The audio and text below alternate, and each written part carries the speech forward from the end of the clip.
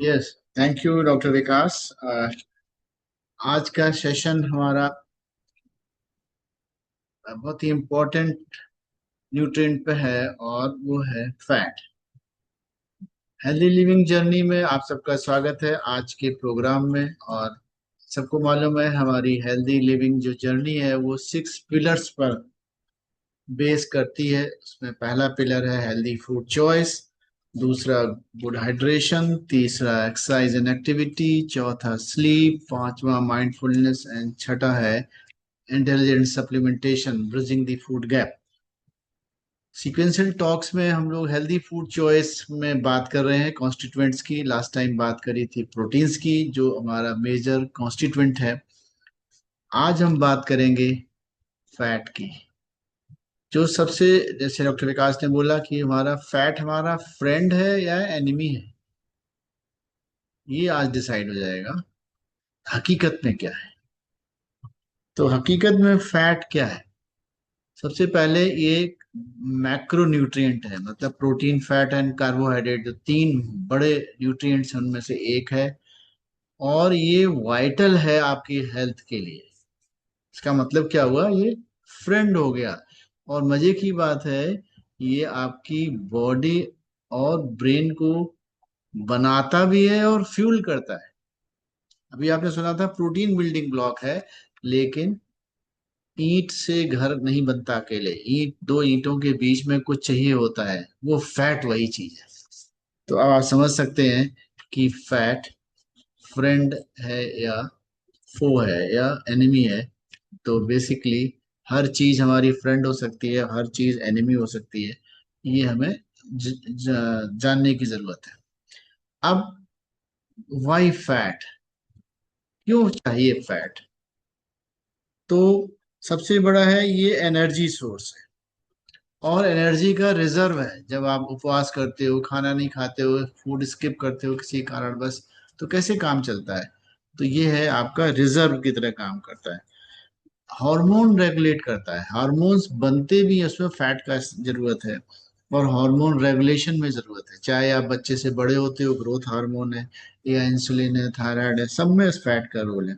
सबसे बड़ी बात जब ने बोला था कि ब्रेन और आई फंक्शन में फैट का बहुत बड़ा रोल है। आप जो खाना खाते हैं उसके एब्जॉर्प्शन में फैट का रोल है। स्किन हेल्दी रहे और चमकदार रहे, उसमें फैट का रोल है। हेयर्स आपके अच्छे रहें, यदि बचे हैं तो तो आपके, और बचने में भी इसका रोल है। गट हेल्थ, पेट को बढ़िया रखने में इसका रोल है। इन्फ्लेमेशन में जो आजकल मोस्ट ऑफ बीमारियां हो रही हैं, एक्सेस इन्फ्लेमेशन की वजह से हो रही हैं, उसको भी रोकने में मदद करता है। आपकी भूख को रेगुलेट करने में मदद करता है। जब आप फैटी मील खाते हो तो जल्दी संतुष्टि हो जाती है। और वो मैंने पहले ही बताया, सेल स्ट्रक्चर प्रोटीन के साथ स्ट्रक्चर और उसकी फंक्शनिंग में आता है, आपको सुंदर बनाने में काम आता है। और सबसे बड़ी बात है, आपके जो अंग हैं वो आपस में टकराए नहीं, उनमें कुशनिंग का काम करता है। तो ये इतनी अच्छी अच्छी बातें हमने बता दी जो फैट करता है। तो फिर समस्या क्या है? इसको खराब क्यों कहते हैं? प्रॉब्लम क्या है? तो प्रॉब्लम कहते हैं जब हमारा वजन बढ़ जाता है तो हम कहते हैं हम फैटी हो गए। और जब आपको हाइपरटेंशन मतलब ब्लड प्रेशर बढ़ जाता है, जब हार्ट में आर्टरीज में ब्लॉक आ जाता है, डायबिटीज हो जाती है, कैंसर्स होने लगते हैं, तो हम कहते हैं ये फैट की वजह से। इन्फ्लेमेशन बढ़ भी जाता है फैट की वजह से। तो अब देखिए खराब चीजें आ रही हैं। अच्छी, पहले अच्छी चीजें थी। तो इन्फ्लेमेशन हमने बताया था कम करता है, अब मैं बता रहा हूँ बढ़ भी जाता है। अभी आगे आएगा क्यों। हमारी लिपिड प्रोफाइल आप देखते हो कि टोटल कोलेस्ट्रॉल, उसमें दो हिस्से होते हैं, एक बैड कोलेस्ट्रॉल, एक गुड कोलेस्ट्रॉल। तो गुड कोलेस्ट्रॉल गुड फैट है, बैड कोलेस्ट्रॉल बैड फैट है। तो यदि हम बैड चॉइस कर रहे हैं फैट में, तो बैड कोलेस्ट्रॉल बढ़ जाता है। और यदि बैड चॉइस कर रहे हैं तो इंसुलिन रेजिस्टेंस बढ़ जाती है, मतलब हमारा इंसुलिन जो शरीर में वो काम नहीं कर पा रहा है, तो डायबिटीज हो जाती है, ब्लड शुगर बढ़ जाती है। तो इसका क्या मतलब हुआ कि ये तो अच्छा भी है बुरा भी है, तो हम कैसे पता करें विच फैट, कौन सा फैट, बैड फैट कि गुड फैट। तो आज की टॉक में यही फोकस है मेनली। आप ध्यान से सुनिए कि हमें यही चॉइस करनी है कि कौन सा फैट हमारे लिए अच्छा है, कौन सा हमारे पास अच्छा नहीं है। तो बैड फैट कौन से होते हैं? बैड फैट वो होते हैं जो सैचुरेटेड होते हैं। आप सैचुरेटेड कौन कैसे पहचाने कौन सा सैचुरेटेड है? जो कम टेम्परेचर में जम जाते हैं, सर्दियों में जो जम जाते हैं वो है सैचुरेटेड फैट। वो खराब होते हैं घी को छोड़ के। और एक होते हैं ट्रांस फैट। अभी हम लोग इसकी बात करेंगे। तो बैड फैट मैंने बताया, और ट्रांस फैट। आप सैचुरेटेड फैट्स क्यों खराब माने जाते हैं? सैचुरेटेड फैट इसलिए खराब माने जाते हैं कि इनकी वजह से हमारा बैड कोलेस्ट्रॉल बढ़ जाता है और आर्टरीज में ये जमा हो जाता है। तो उससे आपका ब्लड प्रेशर आएगा, coronary artery blockade, heart attack की सिचुएशन आती है। और इसके अलावा हमने बताया कि तो ये होता कहाँ है bad fat? Bad fat mostly जो एनिमल फैट है वो बैड फैट होता है। अब एनिमल से केवल मीट ही नहीं होता, आप बटर, चीज, ये भी एनिमल प्रोडक्ट है, ये भी बैड फैट की श्रेणी में आता है। Red meat, poultry, skin. अब ज्यादा मुझे नहीं पता है पोल्ट्री स्किन, जो पोल्ट्री मीन्स ये जो मुर्गा मुर्गी होते हैं इनकी स्किन लोग खाते हैं। पोर्क बेली, सॉसेज, जो इंटेस्टीन होती है एनिमल्स की, ये सॉसेज कहलाती है। होल मिल्क, पूरा दूध जब हम पीते हैं जिसको हम मलाई नहीं निकालते हो, वो भी हमारा बैड फैट की श्रेणी में चला जाता है। क्रीम, आजकल खूब क्रीम डाल डाल के चीजें बनती हैं, आपको मिलती हैं प्रोसेस फूड में, वो प्रॉब्लम है। मार्गरीन। इसके अलावा जो डीप फ्राइड सामान है जैसे जलेबी, कचौड़ी, पूड़ी, ये सारे, ये क्या है, ये बैड फैट की श्रेणी में है। दूसरा बैड फैट क्या था? Trans fat. ट्रांस फैट क्या होते हैं? ये एक तरह के अनसैचुरेटेड फैट है। अभी तक हम किसकी बात कर रहे थे? सैचुरेटेड की, लेकिन ये अनसैचुरेटेड फैट हैं जो पैदा होते हैं जब हम ऑयल, जो जो रूम टेम्परेचर पर या ठंडियों में जमता नहीं है, उसको हम रासायनिक तरीके से जमा देते हैं। जैसे डालडा है, वनस्पति घी जिसे बोला गया है, वो ट्रांस फैट है। जब हमारा प्रोसेस्ड फूड और अल्ट्रा प्रोसेस्ड फूड, अभी इस पे हम आएंगे, उनमें ट्रांस फैट होते हैं बहुत सारे। आइसक्रीम में बहुत ट्रांस फैट होता है। जो ब्रेड, फैक्ट्री में ब्रेड बनती है उनमें ट्रांस फैट होता है। सुबह सुबह नाश्ते में बिस्किट खाने का बड़ा शौक है सबको, उसमें ट्रांस फैट होता है। जितनी ड्रिंक्स हैं, कोल्ड ड्रिंक्स कार्बोनेटेड, जितनी कोल्ड ड्रिंक्स हैं इनमें फैट होता है। जो दही है, जो पैकेट हो गए दही मिलते हैं फ्लेवर्ड दही, उनमें बहुत सारा ट्रांस फैट होता है। जो बने बनाए सूप आते हैं, पैकेट लाते हैं घर में, हम पानी में घोल के पीते हैं गरम, वो उनमें ट्रांस फैट होता है। जितनी अल्कोहलिक ड्रिंक्स हैं उनमें बहुत सारा ट्रांस फैट होता है। इसके अलावा आजकल बड़ा रिवाज है, जो हम सुबह सुबह के नाश्ते में पैकेट लेके आते हैं और दूध में डाल के खूब खाते हैं, ब्रेकफास्ट सीरियल्स जिन्हें बोलते हैं, रेडीमेड सीरियल्स, 2 मिनट्स, 1 मिनट, ये वाले, इनमें बहुत ट्रांस फैट होता है। सब्जियां हैं जो टिंड आती हैं, हाफ कुक्ड, या जो पैकेट में बंद होके बनी बनाई सब्जियां या हाफ कुक्ड सब्जियां आती हैं, इनमें ट्रांस फैट होता है।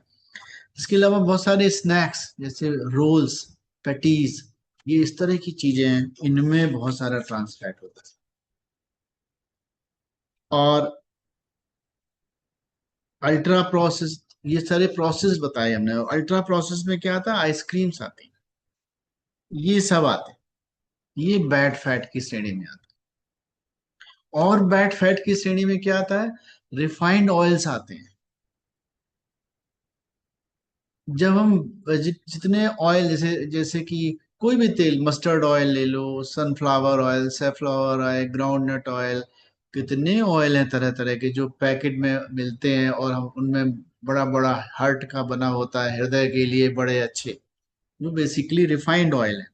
रिफाइनिंग क्यों करी जाती है, इम्प्योरिटीज हटाने के लिए करी जाती है, उनमें जो उनका कलर अच्छा करने के लिए की जाती है, और सबसे बड़ी बात है ज्यादा दिनों तक रखे जा सकें, इसलिए रिफाइनिंग करी जाती है।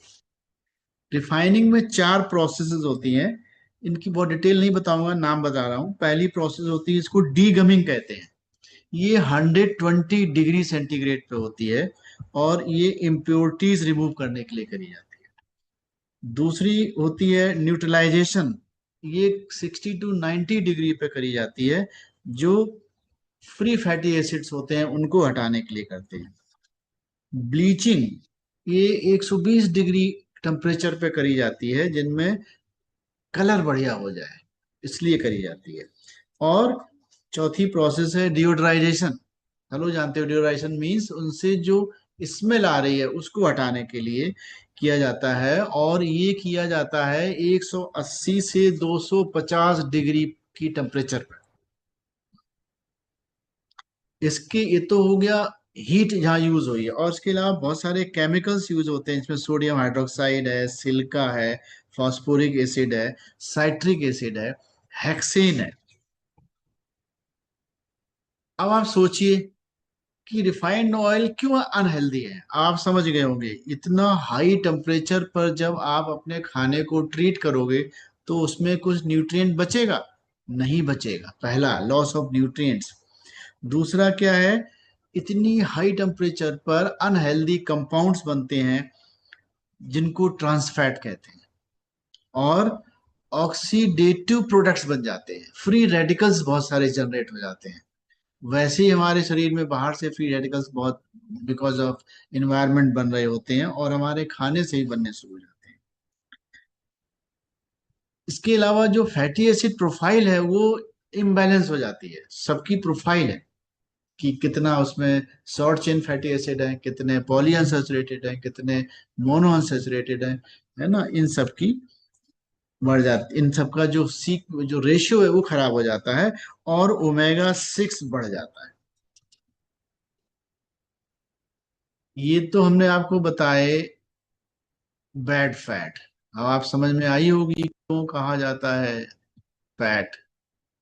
अब आते हैं गुड फैट, अच्छा फैट क्या है।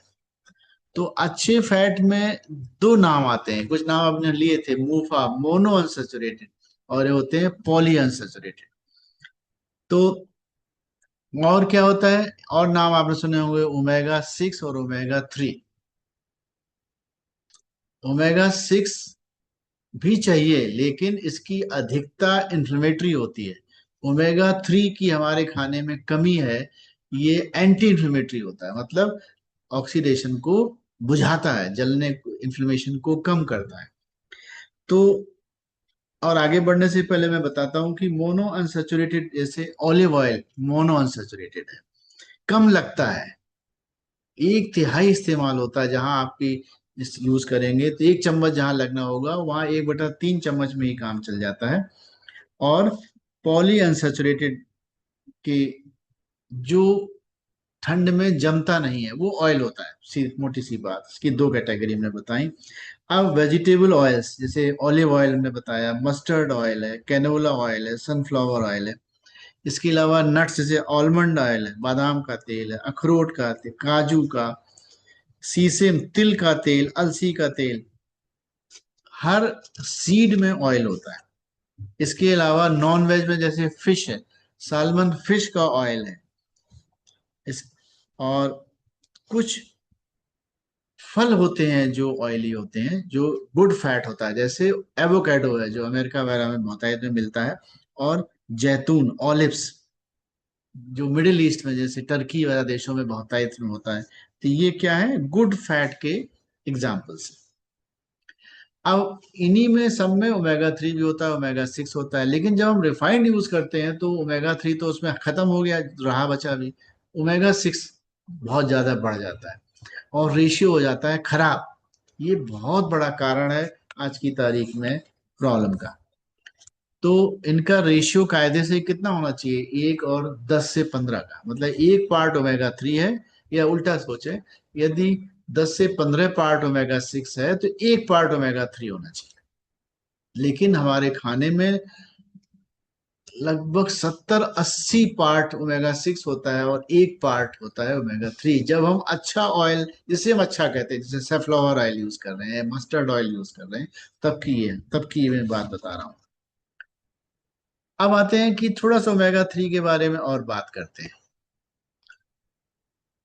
क्योंकि ये आज का जो बेसिक सब्जेक्ट, जो ये बैकग्राउंड थी, अब शुरू हो रहा है। तो जो ओमेगा 3 होता है, ये डीएचए और ईपीए और एएलए, इनको बोलते हैं एसेंशियल फैटी एसिड। आपने लास्ट टाइम सुना था है इसेंशियल अमाइनो एसिड, जो हमारा शरीर नहीं बनाता है। आज आप सुन रहे हो इसेंशियल फैटी एसिड, जो हमारा शरीर नहीं बनाता है। उनमें दो एक्टिव फॉर्म है, उनको कहते हैं डीएचए और ईपीए, और एक इनएक्टिव फॉर्म है जिसको कहते हैं एएलए। अब क्यों जानना जरूरी है इसको? हमारे शरीर का सबसे इंपॉर्टेंट अंग कौन सा है? यदि हम ह्यूमन के हिसाब से सोचें तो हम कहेंगे ब्रेन। और ब्रेन का टोटल फैट कंटेंट है 60%, और 60% का 20% ओमेगा 3 है। सोचिए आप। और जो 20% ओमेगा 3 का 97% डीएचए है।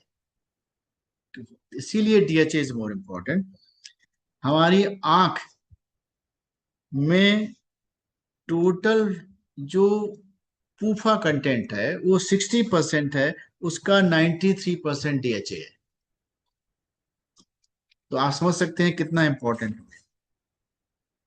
और यदि डीएचए कम हो जाए तो क्या होगा, सोच के देखिए। तो मैं आपको कुछ स्लाइड्स दिखाता हूं, तब मैं आगे बताता हूं। ये जो मैंने अभी बताया, ब्रेन और आई का ओमेगा कंटेंट। अब जो अगली स्लाइड आ रही है, इसको ध्यान से देखिए। ये है हमारी ब्रेन सेल्स। यदि, और ये है न्यूरॉन, और ये बॉडी है उसकी, और ये है उसकी पूंछ, और इसी तरह से ये सेल, ये है, ये सब आपस में जुड़ते हैं। एक सेल से दूसरी सेल आपस में जुड़ती हैं, उसको क्या बोलते हैं, साइनेप्सिस।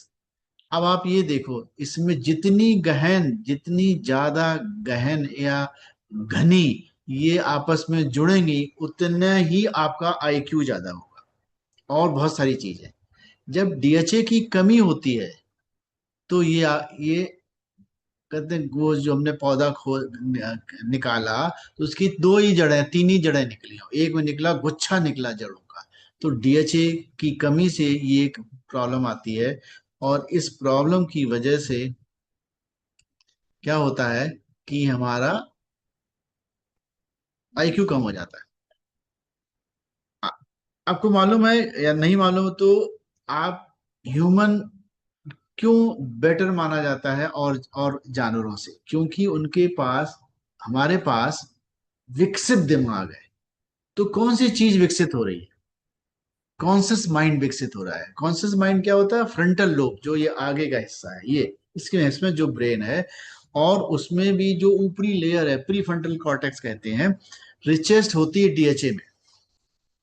और डीएचए की कमी से, यदि प्रेगनेंसी में डीएचए कम है, पहली साल में डीएचए कम है, तो ये जो साइनेप्टोजेनेसिस है, जो एक न्यूरॉन दूसरे से मिल रहे हैं, 50% की कमी आ जाती है। उससे क्या होगा? आईक्यू कम हो जाएगी, समझदारी कम हो जाएगी, ऑक्सीडेटिव इंजरी बढ़ जाएगी, अटेंशन स्पान कम हो जाएगा। जब हम किसी पर कंसंट्रेट ही नहीं कर पाएंगे तो हम उसके बारे में नहीं सोच सकते। तो नतीजा क्या हो रहा है? आजकल आप देख रहे होंगे ऑटिज्म की डायग्नोसिस बहुत बढ़ रही है। ये कहा जा रहा है 20 साल से नीचे 5% लोग ऑटिज्म या एडीएचडी से ग्रसित हो रहे हैं। बड़े होके याददाश्त डिमेंशिया चली जा रही हो जा रही है, याददाश्त जा रही है, अल्जाइमर्स हो जा रही है। तो इसकी जड़ें कहाँ रख दी गई? इसकी जड़ें रख दी गई जब हम छोटे थे या बच्चा पेट में था, वहीं से स्टार्ट हो गया। इसके अलावा बिहेवियर, जिनमें डीएचए कम रहता है उनका एग्रेसिव बिहेवियर होता है, लड़ाई दंगा ज्यादा करते हैं, एंटी सोशल बिहेवियर होता है, एडोलेसेंट एज में देखा गया है। और ये देखा गया है कि यदि कोई 150 मिलीग्राम भी ओमेगा 3 खा रहा है रेगुलर, तो उसमें बुढ़ापे की याददाश्त जाने का 50% रिडक्शन हो जाता है। और अब बताइए, ये प्रेगनेंसी के दौरान क्यों जरूरी है? क्योंकि आखिरी 3 महीने में प्रेगनेंसी के जो लास्ट ट्राइमेस्टर होता है, हमारा बच्चे का जो ब्रेन है 260% ग्रो करता है, और पैदा होने के पहली साल में 175% ग्रो करता है, दूसरी साल में मात्र 18% ग्रो करता है, और फिर पूरे एडल्टहुड तक मात्र 20% ग्रो करता है। तो मेनली ग्रोथ कहाँ आ रही है? आखिरी 3 महीनों में और पैदा होने के बाद के 1 साल में। तो 12 3 15 महीने में यदि मदर एडिक्वेट डीएचए खा रही है तो उसका बच्चा बुद्धिमान होने वाला है। सोच के देखिए आप। और बाकी मैंने बता ही दिया कितना बड़ा रोल है ब्रेन पर। इसके अलावा ये हार्ट डिजीज के रिस्क को कम करता है, मेटाबॉलिक सिंड्रोम को कम करता है, जिसमें डायबिटीज, ब्लड प्रेशर, ये दुनिया भर की चीजें आती हैं। इन्फ्लेमेशन कम करता है। जो so called auto immune diseases की आजकल भरमार हो गई है, जिसमें थायराइड भी शामिल है, आर्थराइटिस भी शामिल है, उसको कम करता है। कैंसर को कम करने में मदद करता है। ये देखा गया है पेट कोलोनिक कैंसर 55% रिस्क कम हो जाता है जो लोग ओमेगा 3 का प्रॉपर सेवन करते हैं। प्रोस्टेट कैंसर कम हो जाता है, ब्रेस्ट कैंसर कम हो जाता है, फैटी लिवर का इंसिडेंस कम हो जाता है, और स्किन अच्छी रहती है। तो इतनी सारी चीजें हमने आपको बता डाली कि ओमेगा 3 क्यों खाना चाहिए। अब आती है ये स्लाइड द्वारा आपके सामने, कितना खाना चाहिए, हाउ मच फैट। और कैसे हम अच्छे फैट को पहचानेंगे, अब आप समझ गए। कैसे बुरे फैट से दूर रहेंगे भी आप समझ गए। अब कितना फैट खाना चाहिए, तो एक ही बात है, कम खाना चाहिए, मना नहीं है, कम खाना चाहिए। दूसरी चीज, यदि आप उसमें जाओ डेफिनेशन वाइज, तो कहते हैं कि हमारा 30% जो कैलोरी, सपोज हम 1500 कैलोरी खा रहे हैं, तो उसका 30% फैट से आना चाहिए। लेकिन ये कौन सा नापने जाएगा? ये थ्योरेटिकल बात हो गई।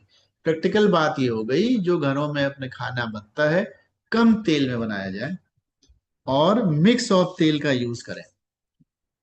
जैसे मिक्स ऑफ तेल, रीजनल तेल, जैसे अपना मस्टर्ड ऑयल है, यहाँ पर साउथ वाले कोकोनट ऑयल यूज करते हैं, हम लोग मस्टर्ड ऑयल यूज करते हैं। लेकिन वो कैसा होना चाहिए? कोल्ड प्रेस्ड, कच्ची घानी वाला, जो गांव में मशीन से निकाला जाता है, जो आंखों में आंसू ला देता है, वो वाला ऑयल। और थोड़ा सा मूफा यूज करना चाहिए, ऑलिव ऑयल। और तीसरा है थोड़ा सा घी। तो 3 तरह के मैंने आपको बताए, ये नॉर्दर्न इंडिया के हिसाब से। और साउथ में जाएंगे तो आप कोकोनट ऑयल भी यूज कर सकते हैं। कब खाना चाहिए? When to eat fat. हर खाने में फैट होता है, इसलिए समय का यहाँ कोई झमेला नहीं है। अब आता है कि ओमेगा 3 तो रह गया, क्योंकि इन सब में ओमेगा 3 की संख्या तो बहुत कम है। तो उसके लिए हमें क्या करना पड़ेगा? उसके लिए हमको थोड़े से नट्स खाएं। और यहाँ पर जो बात आती है, ब्रिजिंग द फूड गैप, जो सिर्फ ओमेगा 3 सप्लीमेंटेशन करे। जो न्यूट्रीलाइट का सालोन ओमेगा 3 आता है, इसमें 180 मिलीग्राम ईपीए है, 120 मिलीग्राम डीएचए है, दोनों मिला दो तो ये हो गया 300 मिलीग्राम। एक कैप्सूल सुबह शाम 500 से 1000 मिलीग्राम पर डे की जरूरत होती है हमको एडल्ट्स को, और बच्चों को जरूरत होती है 20 मिलीग्राम प्रति किलो। तो 1 से 2 कैप्सूल यदि आप पर डे सोलो कर रहे हैं तो आप ओमेगा 3 पूरी कर रहे हैं। इसके अलावा आप नेचुरल जो नट्स हैं उनसे भरपाई कर सकते हैं। और जो हमारी अलसी होती है उसमें होता है एएलए। एएलए इनएक्टिव फॉर्म है और केवल 10 से 15% लोग ही उसको डीएचए में कन्वर्ट कर पाते हैं। जो पोर्शन डीएचए में कन्वर्ट नहीं होगा वो इस्तेमाल नहीं होगा। तो अलसी खाना बुरा नहीं है, जरूर खाइए, लेकिन वो आपकी भरपाई नहीं कर पाएगा, इसलिए वो भी खाइए और इसको सप्लीमेंट भी करिए। व्हेन टू टेक मैंने बता ही दिया। अब आता है बहुत सारी मिथ्स हैं लोग। सबसे बड़ी मिथ है घी को लेके कि जब सैचुरेटेड फैट को बुरा का लेबल लगा दिया गया तो घी भी उसी में फंस गया। लेकिन अब रिसर्चेज ने बता दिया है कि घी अनहेल्दी नहीं है, और हमारा जो पुराने ग्रंथ है वो शुरुआत से कहते हैं घी इज वेरी हेल्दी, क्योंकि इसमें शॉर्ट चेन फैटी एसिड्स होते हैं, एसएफए, जो कि यूजुअली और ऑयल्स में नहीं होते, मस्टर्ड ऑयल में भी होते हैं, और हमारे अंदर जो बैक्टीरिया होते हैं पेट में वो बना के देते हैं। लेकिन चूंकि हम सीडेंट्री लाइफ यूज करते हैं, हमारी कैलोरी रिक्वायरमेंट कम है, इसलिए बहुत कम यूज करना चाहिए, मिनिमम घी। और सभी फैट बुरे नहीं है, हमने आपको बताया कौन से फैट अच्छे हैं कौन से बुरे हैं।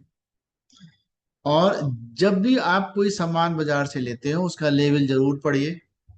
लो फैट या फैट फ्री के मोटे मोटे लेबल पे मत जाइए, पीछे जाइए जो पतला पतला लिखा है वहां आपको पता चलेगा कि प्रोडक्ट हेल्दी है कि नहीं है। एक्सेस फैट वेट गेन करता है, फैट वेट गेन नहीं करता। वेजिटेबल ऑयल्स जो कोल्ड प्रेस्ड हैं, जो नेचुरल फॉर्म में नेचुरल तरीके से निकाले जाते हैं, वो हेल्दी होते हैं। और ट्रांस फैट, प्रोसेस्ड फूड, ये सारे अनहेल्दी है।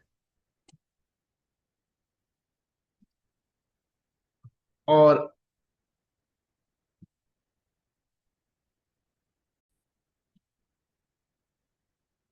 कुल मिला के अब समराइज करते हैं, तुम्हारे कैरी होम मैसेजेस क्या है कि फैट हमारा वाइटल न्यूट्रिएंट है, हमारी सेहत के लिए बहुत जरूरी है।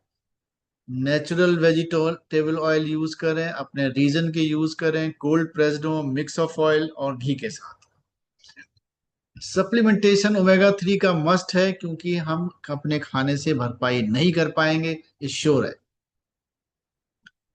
प्रोसेस्ड, अल्ट्रा प्रोसेस्ड और रिफाइंड ऑयल्स को अवॉइड करें। अब जब आप सप्लीमेंटेशन करते हो तो पैसे लगते हैं, बिल्कुल सही बात है। ये आपकी हेल्थ पे इन्वेस्टमेंट है। ये आपके स्ट्रक्चर को अच्छा रखता है, आपके लुक को अच्छा रखता है, आपकी इम्यूनिटी को बेटर करता है, माइंड को शार्प करता है, आपकी हेल्दी लाइफ स्पैन को बढ़ाता है, अस्पताल के चक्कर नहीं लगाने पड़ते। और इन सबको जोड़ लो तो आपकी प्रोडक्टिविटी बढ़ती है और आप अधिक इनकम कर पाते हैं। तो this is a investment, just like जैसे आप मनी इन्वेस्ट करते हैं ऐसी अपनी हेल्थ पर इन्वेस्टमेंट। कतई डिफिकल्ट नहीं है, समझने की जरूरत है, क्वेश्चन दिमाग में आए पूछने की जरूरत है। आरोग्य मानदंड कम्युनिटी में हमारा यही प्रयास है कि हम आप लोगों के साथ कुछ फैक्ट्स साझा करें जो हमारी पुराने रीत रिवाजों से जो मिले हैं, आज की साइंस ने जिनको प्रूव किया है, उनको इस्तेमाल करें, उनको पहचानें, उस नॉलेज को यूज करें, और यदि अच्छा लगता है तो शेयर करें लोगों के साथ। Thank you, thank you, back to host.